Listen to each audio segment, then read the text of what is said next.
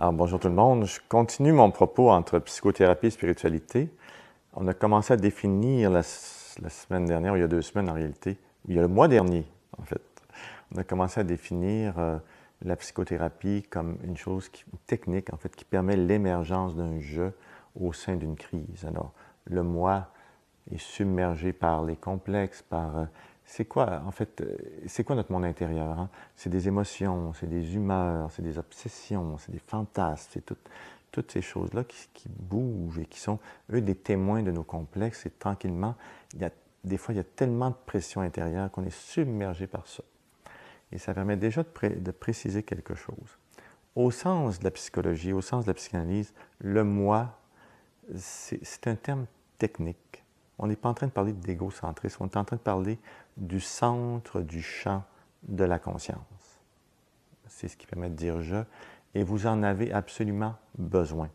Et dans une chronique ultérieure, je vais faire des différenciations justement entre le moi, l'ego, l'égocentrisme, le soi et tout ça. Le soi, lui, c'est quoi?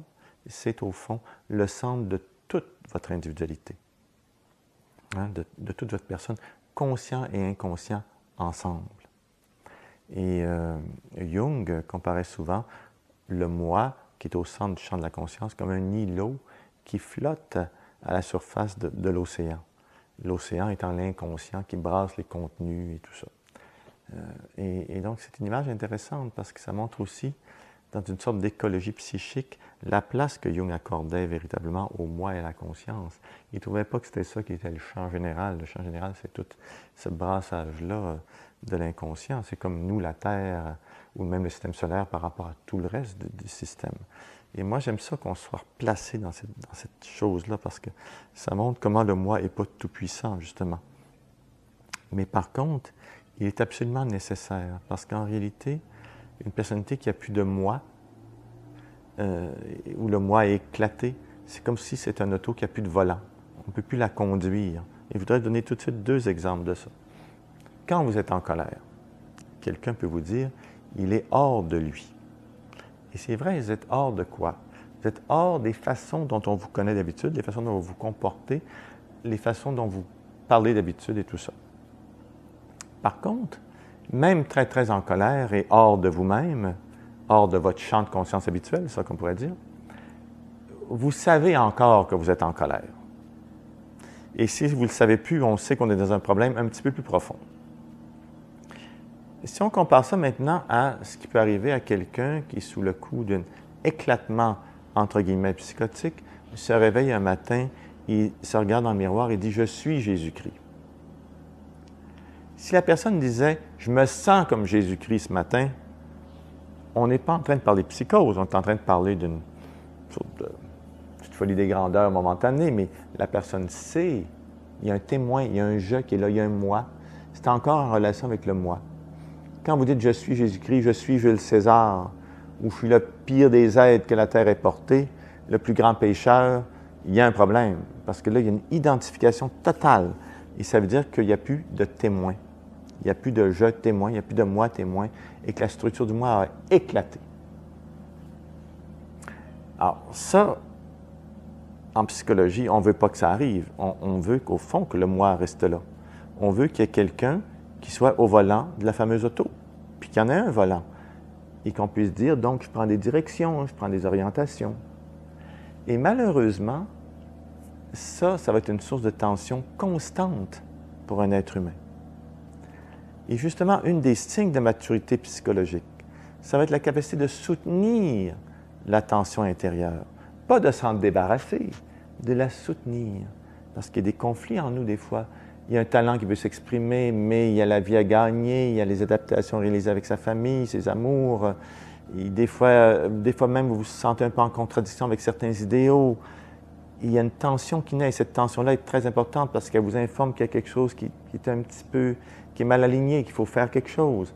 Mais pour ça, il faut accepter de ressentir la tension et d'amener des corrections.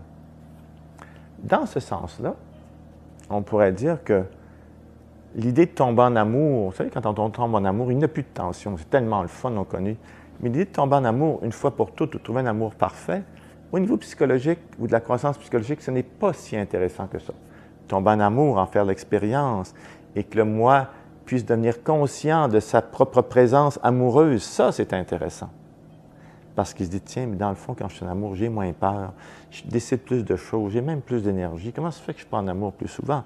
Et donc, le moi, à partir de là, va pouvoir prendre des décisions, de dire, tiens, moi, il faut que je vise plus dans une ambiance amoureuse. Il faut que je favorise dans ma vie, autour de moi et en moi, ce qui permet l'amour, ce qui me permet de sentir le courant amoureux. Mais ça veut dire que pour ça, pour faire cette décision-là, il y a eu des tensions qui ont été expérimentées. Même chose, par exemple, souvent dans notre vie moderne, on est à la recherche du secret ou du secret des secrets qui va tout nous dire, tout nous révéler, puis de l'illumination qui va tout apporter. C'est pas si intéressant que ça.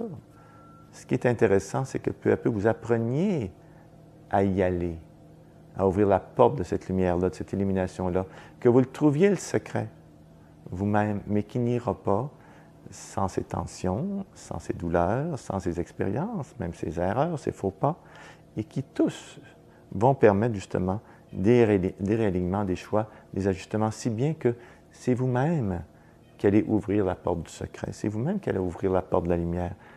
Pas parce que rien, quoi que ce soit vous y force, par liberté. Mais encore là, c'est un autre sujet. Donc, cette question-là nous amène à la notion de moi faible ou de moi fort. C'est une chose dont on entend souvent parler. Ah, il n'y a pas de moi, son moi n'est pas fort, son moi est faible. Qu'est-ce que ça veut dire exactement? Alors, un moi fort et sain, au sens de la psychologie, c'est le contraire d'un moi carapacé ou de quelqu'un qui se montre fort dans toutes les circonstances. En fait, la personne qui se montre forte dans toutes les circonstances est au contraire aux prises avec un moi faible, qui tente absolument de padder, si vous me permettez l'anglicisme, d'ajouter une carapace pour se sentir un petit peu plus forte, puis il n'y a rien de mal à la faire, mais si la personne n'en est pas consciente, ben, elle est en position de fragilité, parce que le moi fort, dans ce sens-là, est comme le chêne qui risque de casser à la très, très grosse tempête. Tandis que le véritable moi fort est au contraire un moi souple. C'est un moi flexible. C'est pas un moi qui va être capable de dire ça se passe pas dans moi. Hein, il ne pourra pas dire non, non, je me sens pas coupable du tout alors qu'il se sent coupable. Ou je suis pas honteux, ou je suis pas en colère alors qu'il se sent vraiment en colère. Au contraire, c'est un moi qui va ressentir la colère, qui va ressentir la honte, qui va ressentir l'indignation, la révolte. Il va ressentir toutes ces choses-là et par rapport à tout ça, il va être capable de faire des choix. Tiens, ouais, c'est vrai que je suis vraiment en colère, je sens vraiment que j'étouffe dans cette situation-là. Il faut vraiment que je dise quelque chose à la personne. Maintenant, est-ce que je vais lui dire sous le coup de la colère? Est-ce que je vais lui dire d'une façon mesurée? Et alors, tant que le moi est présent, tous ces choix-là peuvent se faire. Sinon, si le moi se fragmente ou il est moins présent, ou le moi fort, entre guillemets, éclate, bien là, la personne te tape une colère, oui, elle décharge son affectivité, son affection, elle décharge son émotivité, mais au fond, on n'a rien réglé, là. On va attendre la prochaine colère. L'idée, c'est d'accepter la tension, de dire, tiens, je suis vraiment en colère, pourquoi je suis en colère tant que ça, qu'est-ce que ça me rappelle? Ah, je manque vraiment de place dans cette situation aussi, j'étouffe dans le fond. Il faut que je trouve un moyen de le dire à la personne, que j'étouffe et qu'il faut réaménager les choses, parce que c'est plus tenable pour moi. Ça me joue trop sur mes bébites, comme on dit en bon québécois. Mais si ça joue trop sur les bébites, c'est parce que des fois, ça m'appartient complètement, mais des fois, ça appartient aussi à la situation. Il faut en discuter. Donc, le véritable moi fort, le moi qui est en position de force psychologique, le moi qui est sain, c'est un moi qui est fluide. C'est un moi qui permet toute la vie psychique, qui est en relation avec les humeurs, les obsessions, les fantasmes, qui est en rapport avec les autres aussi, qui des fois peut se sentir vulnérable, des fois puissant, des fois en position de force, des fois en position de, je ne le sais pas, d'impuissance. Toutes ces choses-là, il n'y a rien de négatif là-dedans. Ce qu'il faut se rendre compte, c'est que tant qu'on reste présent à l'expérience, vous êtes devant un moi qui est fonctionnel, un moi qui fonctionne bien, qui est sain, et qui, bien sûr, va avoir des ressources pour gérer tout ça.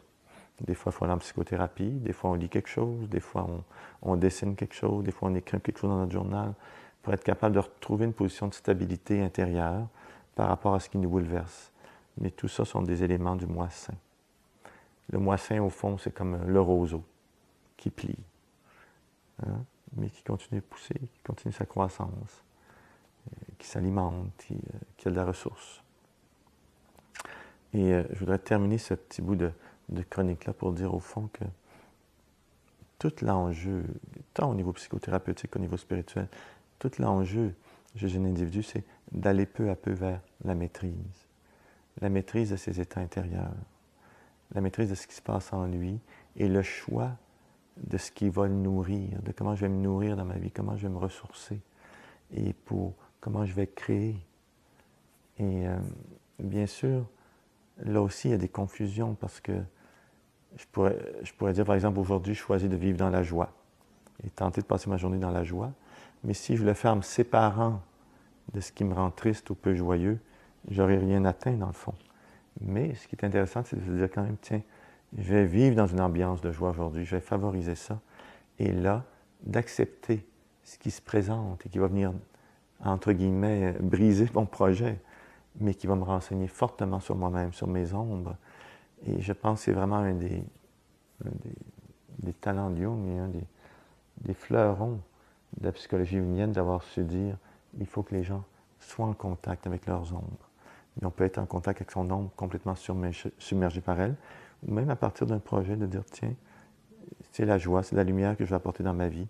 Et ce choix-là, précisément, va faire en sorte que les ombres vont m'apparaître avec plus de clarté. Et peut-être que ça va être plus difficile et qu'il y aura plus d'écueils, mais au moins je suis dans une évolution.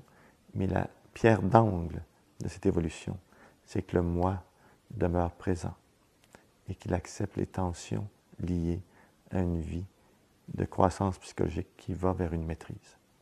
Merci, à la prochaine.